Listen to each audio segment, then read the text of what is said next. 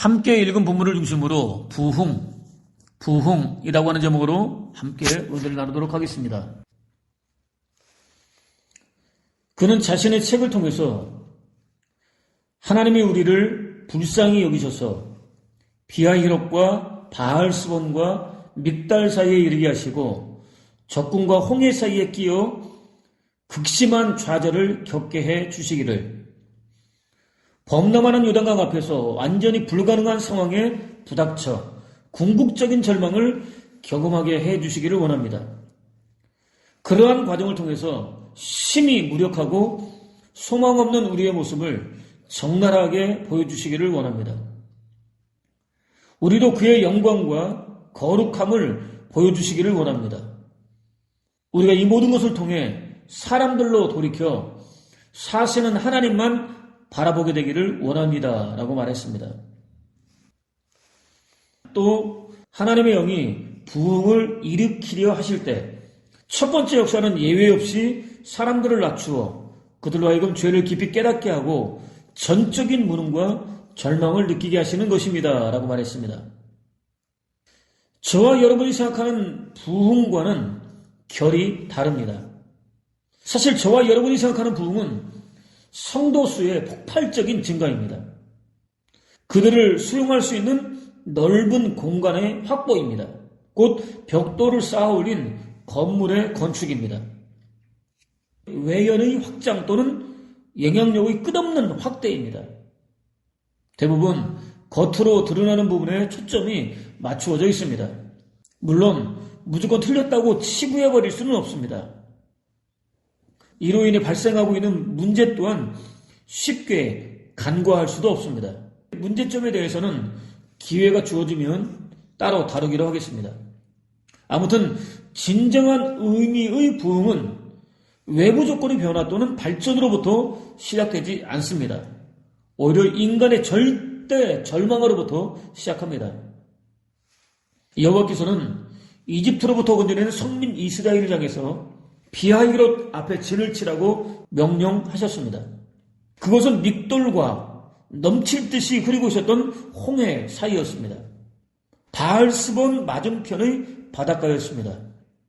바로는 이스라엘 백성들이 길을 잃고 광야에 갇혔다고 확신했습니다. 즉시 최정예 부대를 총동원했습니다. 병거와 가마, 기병, 보병 등과 함께 이스라엘을 뒤쫓기 시작했습니다. 이스라엘은 지극히 무기력했습니다. 어디서도 소망을 찾을 수 없었습니다. 그야말로 절대 절망이었습니다. 여호와 하나님을 바라보는 것 말고는 할 수 있는 일이 아예 없었습니다. 즐겁했습니다. 이집트에 무덤이 없어서 우리를 이 광야로 끌어내어 죽이려는 것이요, 우리가 이집트에 있을 때 우리는 여기에 남아서 이집트 사람들을 섬길 테니 우리를 내버려 두시오 라고 말하지 않았어. 이집트 사람들을 섬기는 것이 광야에서 죽는 것보다 우리에게 낫소 라고 원망했습니다. 동시에 두려워하지 마라. 움직이지 말고 오늘 여호와께서 너희를 어떻게 구원하시는가 보라.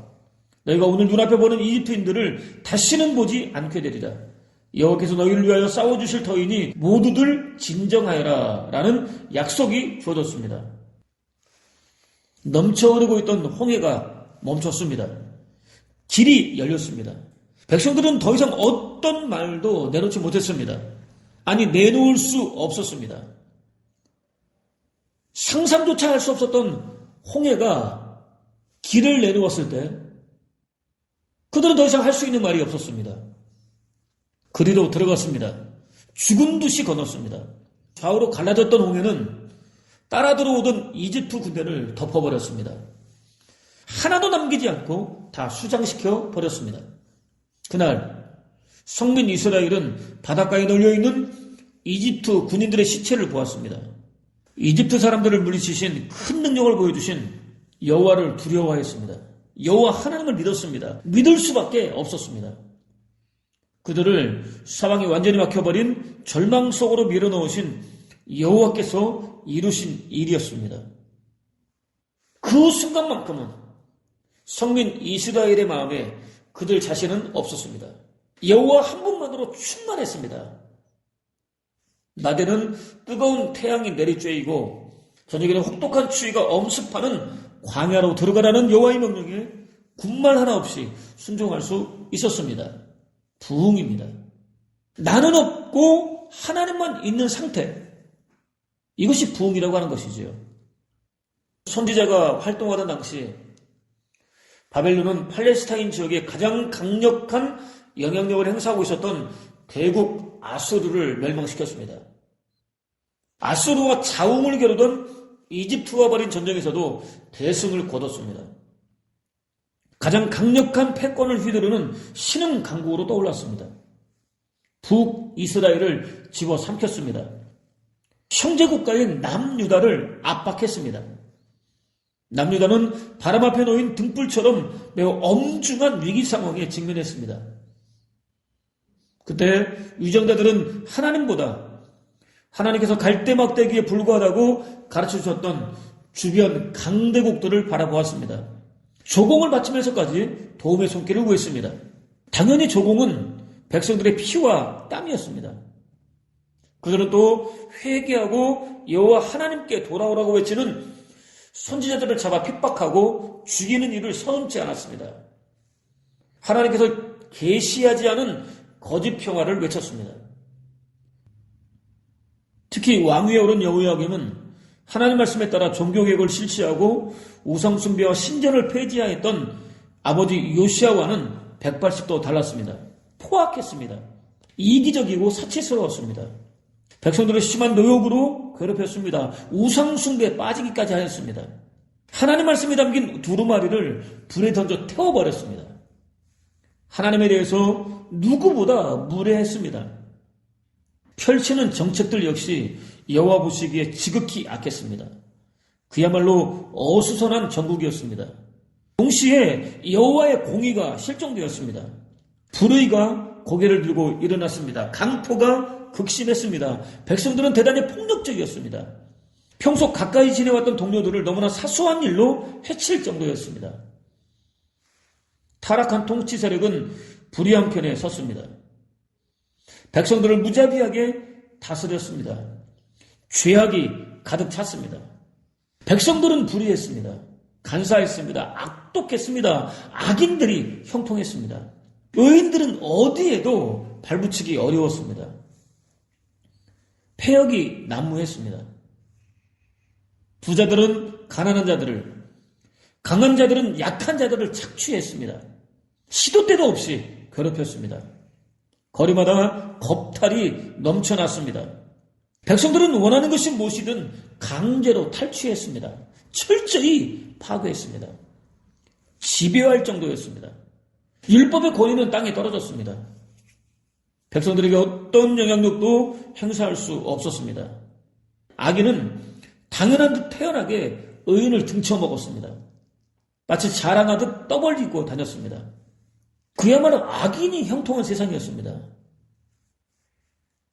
의인보다 악인이 더 잘되면 역사는 불투명하게 될 수밖에 없다는 한 학자의 주장이 그대로 실현된 세상이었습니다.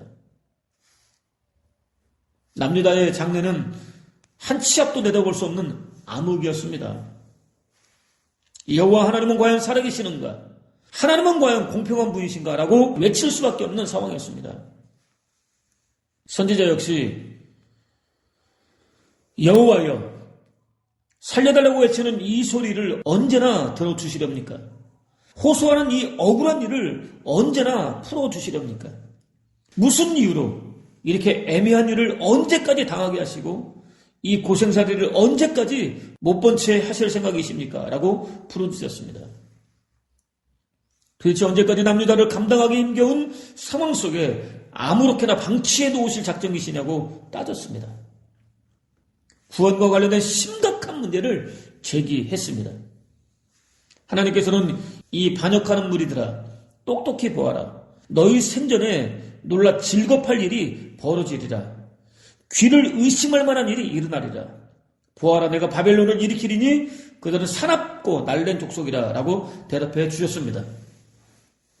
선지자는 구원을 호소했는데 하나님께서는 바벨론을 일으켜 남유다를 철저히 유린하게 하시겠다고 대답하셨습니다.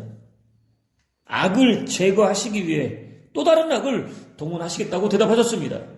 바벨론은 성급했습니다. 표범보다 민첩했습니다.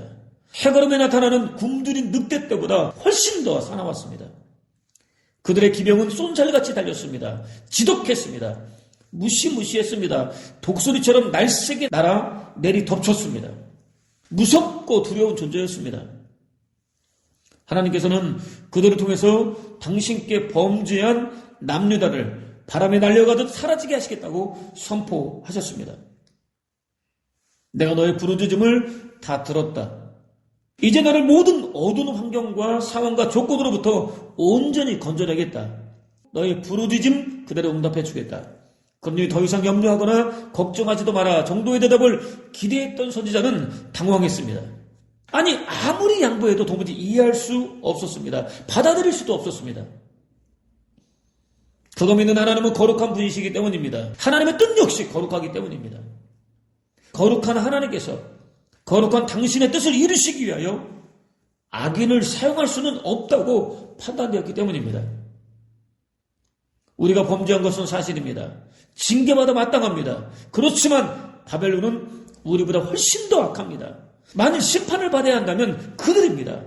거룩하신 하나님께서 어떻게 당신 백성들이 생선처럼 잡히며 벌레처럼 짓밟히는 것을 지켜보고만 계실 수 있습니까? 그들은 자신들의 신이 승리를 주었으며 여호와는 참신이 아니라고 말할 것입니다. 어떻게 이렇게 모순되는 일을 하실 수 있습니까? 라고 따졌습니다. 차마 악과 폐역을 보실 수 없을 만큼 거룩한 하나님께서 어떻게 유다의 악을 제거한다는 명분을 들어 유다보다 더 악하고 무자비한 바벨론을 들어 사용할 수 있습니까? 그렇게 하시는 것이 과연 옳습니까? 거룩한 당신이 행하시는 공의입니까? 라고 따졌습니다. 사실 겉으로만 볼 때 하나님의 방법은 분명 모순처럼 보입니다. 전심으로 믿고 의지하고 신뢰하며 섬기는 일은 결코 쉬운 일이 아닙니다. 내 참 더러워서 못해 먹겠다라고 외칠 수도 있습니다. 아주 떠나버릴 수도 있습니다. 선지자는 그렇게 하지 않았습니다. 무신론자도 불가지론자도 되지 않았습니다. 막로로 올라갔습니다. 기도했습니다. 하나님을 묵상했습니다. 내가 던진 질문에 무슨 말로 대답해 주실지 초소에 버티고 서서 기다려버리다. 눈에 불을 켜고 망대에 서서 기다려버리다 라고 외쳤습니다. 당신 뜻을 받아들이지 못하고 오히려 따지고 들어지는 자신을 이해시켜 주실 하나님에 대한 기대만큼은 버리지 않았습니다. 하나님께서 응답해 주실 때까지 기다렸습니다. 하나님께서는 그의 기대대로 네가 본 일은 때가 되면 이루어진다. 끝날은 반드시 찾아온다. 쉬우지 않더라도 기다려라. 기어이 오고야 만다. 멋대로 설치지 마라. 나는 그런 사람을 옳게 여기지 않는다라고 대답해 주셨습니다. 끝날은 어떤 목적, 행위, 시기의 끝을 가리킵니다. 남유다에 대한 바벨론의 압제가 끝날 때가 있음을 암시하고 있습니다. 악에는 심판을 받아 마땅하기 때문입니다. 특히 본절은 나에게는 계획이 있다. 모든 일들은 정확한 때에 맞추어 일어나게 될 것이다. 그러므로 미리 판단해서 낙심하지 말고 절대 인내를 잃지 마라라고 기억할 수 있습니다. 바벨론을 들어서 남유다를 치는 데에는 다 그만한 이유가 있기 때문이라는 의미입니다. 의기소침해 있던 선지자를 위한 격려였습니다. 실제로 선지자는 힘을 얻었습니다. 주저앉아 있던 자리를 털고 일어날 수 있었습니다. 하나님의 대답은 의인은 그 믿음으로 말미암아 살리다라고 이어집니다. 성경 전체를 통틀어서 가장 중요한 말씀입니다. 불신자들은 되어진 일들을 통해서 자신을 봅니다. 자신을 높입니다. 교만합니다. 자랑합니다. 그렇게 될 수 있도록 배후에서 역사해 주신 하나님은 꿈속에서도 생각하지 못합니다. 바벨론이 그랬습니다. 그저 자신들의 능력이 출중하기 때문에 유다를 치고 정복할 수 있었다고 확신했습니다. 심지어 하나님을 대적했습니다. 신실한 하나님의 사람들은 다릅니다. 되어진 일을 통해서 절대 주권과 탁월한 섭리로 일하시는 하나님을 생각합니다. 주시는 분도 하나님이고 가져가시는 분도 하나님이라고 고백합니다. 일으키시는 분도 하나님이고 넘어뜨리는 분도 하나님이라고 고백합니다. 겸손히 하나님 한 분만을 믿고 의지합니다. 이번 일도 하나님께서 계획하셨습니다. 완벽하게 성취하실 것입니다. 결과는 남유다의 구원, 성숙과 관련되어 있습니다. 무조건 선합니다. 하나님께서 하시는 일을 당장은 이해할 수 없고 도무지 받아들이기 어려워도 믿음으로 반응해야 옳습니다. 한편 바벨론은 채워도 채워지지 않는 탐욕에 완전히 사로잡혔습니다. 탐욕을 채우기 위해서라고 한다면 강포도 서슴지 않았습니다. 사람들을 억압했습니다. 눈물 짓게 만들었습니다. 사람의 얼굴을 하고 있었지만 마음은 사나운 짐승과 조금도 다를 바 없는 인면수심의 극치를 보여주었습니다. 하나님께서는 화를 입으리라. 남의 것을 먼지까지 긁어모으고 남의 것을 전당자와 치부하는 것들아. 빚쟁이들이 갑자기 달려들 날이 오리라. 너에게 시달리던 자들이 머리를 쳐들고 너를 털 날이 오고야 말리라. 그토록 수많은 백성을 털었으니 그 남은 백성에게 이제는 너희가 털리리라 라고 저주하셨습니다. 완전히 털리는 날이 반드시 도래하게 될 것이라고 저주하셨습니다. 또 바벨론은 높은 곳에 거할 처소를 마련했습니다. 더할 나위 없이 튼튼하게 안전하게 절대로 무너지지 않게 지었습니다. 그 처소가 자신을 안전하게 지켜주리라고 철석같이 믿었습니다. 이제 평안한 마음으로 살 수 있겠다고 안도했습니다. 하나님께서는 화를 입으리라. 저만 잘 살겠다고 남을 등쳐먹는 것더라. 재앙의 소용돌이에서 벗어나려고 높은 곳에 둥지를 틀었지만 너희가 꾸민 것은 패가 망신할 일뿐. 뭇백성을 망치다 죄를 받게 되었다. 담벼락 돌이 원수가 봐달라고 울부짖으면 집안에선 들보가 맞장구 치리라 라고 저주하셨습니다. 안전과 평화를 누리기는커녕 오히려 도무지 해결할 수 없는 불안과 초조에 갉아먹힐 것이라고 저주하셨습니다. 또 바벨론은 하나님의 공의로부터 벗어난 지극히 세상적인 관행에 따라서 남들은 흉내낼 수 없는 놀라운 업적을 쌓았습니다. 따르는 성취감을 누렸습니다. 하나님께서는 화를 입으리라. 죄 없는 사람의 피를 빨아서 성읍을 세우는 것더라. 나무의 진액을 짜내서 성을 쌓는 것더라. 문민족이 일껏 쌓은 것이 불타버리고 뭇종족이 애써 세운 것이 허사가 되리니 이것이 바로 만군의 여호와께서 하시는 일 아니냐라고 저주하셨습니다. 쌓아 올린 업적과 성취감이 순식간에 사라지게 될 것이라고 저주하셨습니다. 계속해서 대저물이 바다를 덮은 같이 여호와의 영광을 인정하는 것이 온 세상에 가득하리라라고 선포하셨습니다. 이번 일을 통해서 당신의 영광을 온 세상에 나타내시겠다고 선포하셨습니다. 당시 유다는 그대로 내버려 둔다면 스스로 파멸할 수밖에 없었습니다. 그들을 당신의 거룩한 백성으로 구별하신 하나님의 입장에서는 지켜보기만 할 수는 없어졌습니다. 채찍을 들어 모질기에 때려서라도 돌이키기로 작정하셨습니다. 바벨론을 일으키셨습니다. 흔적도 남기지 않고 철저히 심판하셨습니다. 죄로부터 돌아설 때까지, 당신을 사모할 때까지, 당신과의 관계를 회복할 때까지 버려주셨습니다. 되었다고 판단되자 회복시켜 주셨습니다. 그날 그들은 여호와께서 시온의 포도들을 풀어주시던 날, 꿈이든가 생시든가 우리 입에서는 한박 같은 웃음 터지고 흥겨운 노랫가락 입술에 흘러도다. 여호와께서 우리에게 놀라운 일을 행하셨으니 얼마나 기뻤던가라고 고백했습니다. 꿈인지 생시인지 모르겠다고 고백했습니다. 입꼬리는 양쪽 귀에 걸렸다고 고백했습니다. 입술에는 10년 깊은 곳으로부터 자연스럽게 올라오는 감격과 찬양이 흘러 넘쳤다고 고백했습니다. 더할 나위 없이 기름지고 윤택하고 풍성한 구원의 은혜가 임했다고 고백했습니다. 하나님께서 행하신 놀라운 일을 지켜본 이방인들은 놀라워라. 여호와께서 저 사람들에게 행하신 놀라운 일들이라고 화답했습니다. 함께 위대한 일을 행하신 하나님을 찬양했습니다. 온 세상에 여호와 하나님의 영광이 충만했습니다. 하나님께서 저와 여러분의 삶의 현장에서 도무지 이해하기도 받아들이기도 어려운 일들을 행하시는 궁극적인 목적입니다. 특히 세상 끝날이 되면 예수 그리스도께서 호령과 천사장의 소리와 하나님의 나팔과 함께 이 세상에 강림하십니다. 세상에 존재하는 모든 죄 곧 악을 제거하십니다. 모든 영혼들을 선악에 따라서 심판하십니다. 당신의 의의를 입은 믿음의 사람들에게는 영원한 구원과 생명과 하나님 나라를 선물로 허락해 주십니다. 불신자들은 영원한 죽음과 저주와 꺼지지 않는 불과 유황이 타고 있는 지옥 불구덩이 속으로 던져버리십니다. 온 땅에 하나님의 영광을 나타내십니다. 창세전부터 작정된 아버지 하나님의 뜻을 이루십니다. 하나님 나라를 완성하십니다.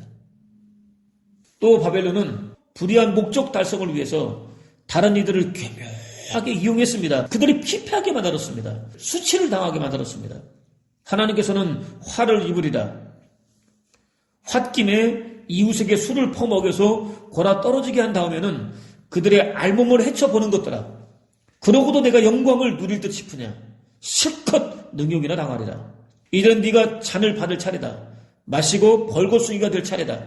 여호와의 오른손에 들린 잔이 너에게 이르렀다. 영광을 누린 그만큼 창피를 당하게 되리라. 레바논을 내리친 그 힘이 너를 휩쓸겠고 짐승들을 살육하던 그 무서움이 너를 덮치리라. 죄 없는 사람을 죽이고 마을을 짓밟고 성읍마다 쳐들어가 주민을 무찌른 탓이다 라고 저주하셨습니다.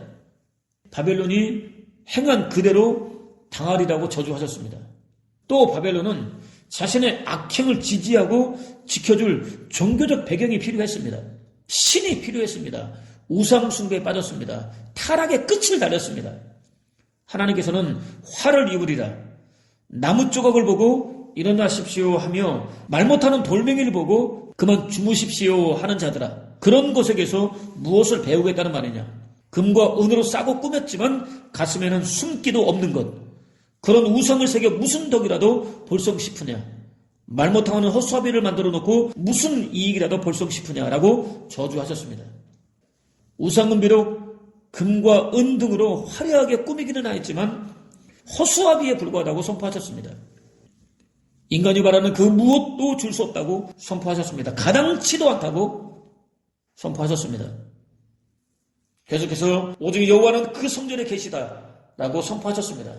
온 세상을 성전 삼고 계신 당신 한 분만 유일한 하나님이라고 선포하셨습니다. 그렇습니다. 하나님은 세상 만사를 당신의 뜻대로 다스리십니다. 지배하십니다. 당신의 뜻과 계획을 한치의 오차도 없이 완벽하게 성취하십니다. 그렇기 때문에 하나님께서 인생들이 당하는 일들에 관심이 없다는 생각은 불신앙입니다. 그렇습니다. 모든 족속과 백성과 방언과 나라는 물론 저와 여러분 개개인과 관련된 모든 일들은 하나님의 치밀한 계획과 허락 속에서만 주어집니다. 어떤 상황이 주어지든 믿음으로 받을 수 있어야 합니다. 하나님으로부터 자세한 설명을 드린 선지자는 변화되었습니다. 더 이상 원망하거나 불평할 이유가 없어졌습니다. 따져 물을 이유도 없어졌습니다. 자신의 생각을 철저히 지웠습니다. 하나님의 계획을 믿음으로 받아들였습니다. 심령은 하나님의 일하실 것에 대한 기대로 뜨거워졌습니다. 본문은 시기온옷에 맞춘 선지자 하박국의 기도라라고 시작됩니다. 시기온옷의 본래 의미는 정도를 벗어나다입니다. 전문적으로는 열정적인 또는 열광적인 시가를 의미합니다.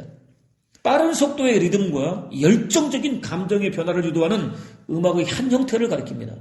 하나님께 따져 묻던 선지자가 열정적으로 찬양하기 시작했다는 의미입니다.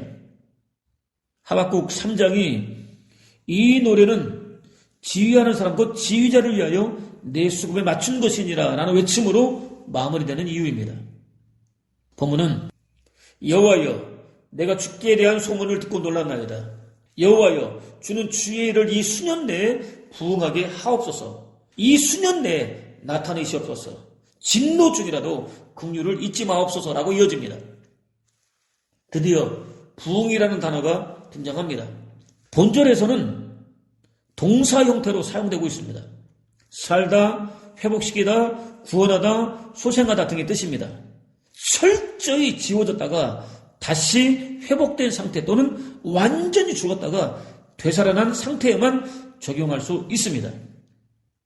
또 긍휼을 잊지 마옵소서는 인생을 불쌍히 여기시는 하나님만 죽은 존재를 다시 회복시킬 수 있다는 믿음의 고백입니다. 허물과 죄로 죽은 저와 여러분에게는 반드시 주어져야 할 은혜입니다. 선지자는 자신은 물론 성민 이스라엘이 완전히 회복될 수 있는 유일한 힘과 능력인 은혜를 구했습니다. 하나님께서 결정하셨다면 영적으로 죽은 것이나 마찬가지인 유다를 바벨론이든 더 악한 민족이든 다른 어떤 방법으로든 마음대로 치십시오. 그러나 불쌍히 여기시는 마음만큼은 절대로 포기하지 말아 주십시오.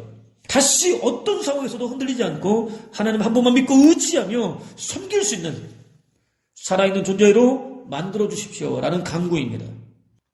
선지자는 오늘 우리가 그토록 간절히 구하는 지극히 인간적이고 육신적인 번영이 아니라 죽었던 영혼이 살아나는 진짜 부흥을 이루어 주시기를 간구했습니다. 죽은 존재와 같았던 이스라엘을 제발 좀 살려달라고 간구했습니다. 그렇게만 해주신다면 밭과 포도원과 양떼와 소떼 곧 주위의 모든 것들이 자신을 실망시킬지라도 여호와 하나님 한 분만을 기뻐하고 즐거워할 것이라고 고백했습니다. 사도가 내가 가난하기 때문에 이런 말을 하는 것이 아닙니다. 나는 어떤 형편에서도 스스로 만족하는 법을 배웠습니다. 나는 가난하게 사는 법도 알고 부유하게 사는 법도 압니다. 배가 부르건 고프건 부유하게 살건 가난하게 살건 어떤 경우에도 스스로 만족할 수 있는 비결의 일체를 배웠습니다. 나에게 능력 주시는 분 안에서 나는 모든 것을 할 수 있습니다. 라고 고백했었던 것처럼 선지자도 하나님 한 분이면 충분합니다. 라고 외쳤습니다. 그렇다면 오늘 저와 여러분은 과연 어떻습니까? 부흥을 경험하고 있습니까? 하나님 한 분이면 충분하다고 고백할 수 있겠습니까? 몇 년에 걸쳐서 여러 지역을 돌아보았습니다. 몇 개를 놓친 다음에야 겨우 찾던 건물을 발견했습니다. 업자를 선정하는 일도 쉽지 않았습니다. 우여곡절 끝에 대수선 공사가 시작되었습니다. 그렇지만 공사는 순조롭게 진행되지 않았습니다. 여러 차례 중단되었습니다. 너무나 힘이 들었습니다. 기도원에 들어가서는 목이 쉬도록 부르짖어 봤지만 마음은 쉽게 달래지지 않았습니다. 똑같은 일로 자살까지 생각했었다던 목사 부부가 생각났습니다. 그때 비로소 그들이 얼마나 힘겨웠을지 이해할 수 있었습니다. 무작정 달려가서 주일 예배를 함께 드렸습니다. 공사는 결국 해결될 기미가 전혀 보이지 않는 상태에서 완전히 중단되었습니다. 경제적으로 많은 손해를 감수할 수밖에 없었습니다. 몸은 물론 마음까지 하루가 다르게 지쳐갔습니다. 작정 기도를 시작했습니다. 하나님 은혜가 임했습니다. 동시에 더할 나위 없는 하나님의 평안이 임했습니다. 상했던 심령이 회복되었습니다. 부흥이 일어났습니다. 하나님께서 잃어버린 영혼과 물질 가운데 무엇이 더 귀하니? 라고 물으시는 것 같았습니다. 비로소 보지 못하고 있었던 영혼이 보였습니다. 당연히 영혼이라고 대답했습니다. 업자에게 복음을 전하기 시작했습니다. 상황은 여전히 암흑이지만 마음은 평안한 상태에서 하나님의 때를 기다리게 되었습니다. 이후 하나님께서는 다음은 여리고 사람들이 쌓았고 다음은 이므리의 아들 삭굴이 쌓았다. 하스나하의 아들들은 물고기 문을 세웠다. 그들은 들보를 얹고 문짝과 자물쇠와 빗장을 달았다라는 말씀대로 일하셨습니다. 예비해 두신 손길을 보내주셨습니다. 문제를 하나씩 해결해 주셨습니다. 여전히 완성되지 못한 상태지만 초조하지 않습니다. 하나님께서 반드시 당신의 뜻을 완벽하게 이루어 주실 것이라고 믿기 때문입니다. 기억하십시오. 선지자는 구원과 안락함을 구하지 않았습니다. 성민 이스라엘을 살려달라고 구하지도 않았습니다. 바벨론과의 전쟁을 피하게 해달라고 구하지도 않았습니다. 고난받지 않게 해달라고 구하지도 않았습니다. 예루살렘이 약탈당하지 않게 해달라고 구하지도 않았습니다. 성전이 철저하게 파괴되는 일이 일어나지 않게 해달라고 구하지도 않았습니다. 반드시 있어야 하며 당해도 마땅한 일들이라는 사실을 깨달았기 때문입니다. 또 하나님께서 계획을 바꿔주시기를 구하지도 않았습니다. 딱 하나, 곧 하나님의 작정이 일정 이력도 틀림없이 그대로 이루어지기를 구했습니다. 실제로 그는 범죄하고도 회개하지 않는 남유다가 바벨론의 공격을 받아야만 정신을 차릴 수 있다면, 모든 죄악이 제거될 수 있다면, 하나님의 순결한 백성으로 거듭날 수 있다면, 참된 의미의 부흥이 일어날 수 있다면 얼마든지 하나님 계획대로 하십시오. 진노 중이라도 당신이 계획한 부흥을 수년 내에 이루어 주십시오 라고 기도했습니다.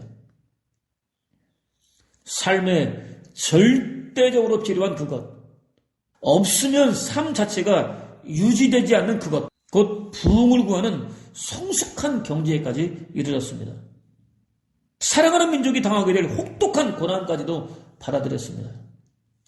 언제까지 고통을 당하며 기다려야만 하느냐고 따져 물을 때와는 완전히 다른 사람으로 거듭나 있었습니다.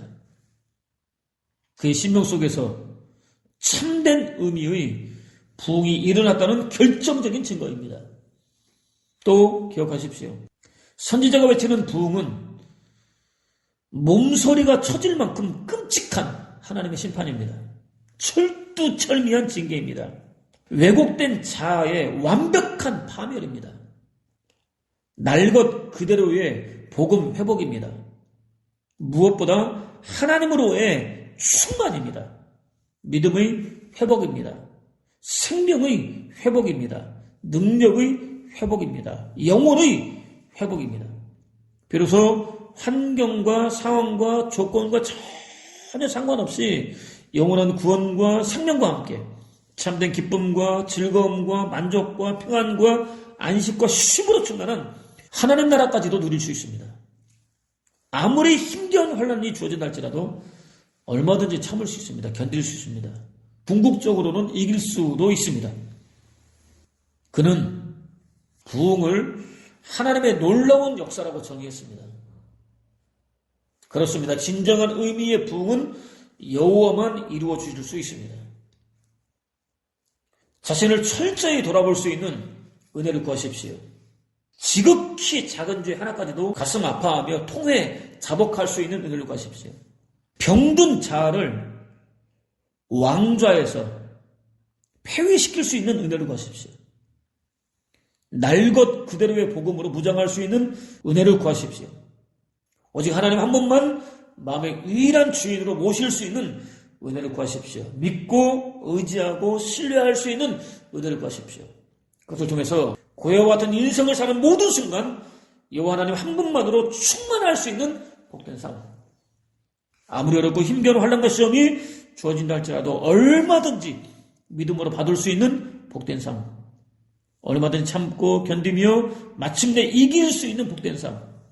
무엇보다 견디기 힘든 혹독한 환난과 시험 속에서도 낙심하거나 절망하기는커녕 오히려 영원한 구원과 생명은 물론 참된 기쁨과 즐거움과 만족과 평안과 안식과 쉼으로 충만한 하나님 나라를 누리는 복된 삶, 곧 참된 의미의 부흥을 누리는 복된 삶을 사는 저와 여러분 되시기를 주님의 이름으로 축원을 드립니다.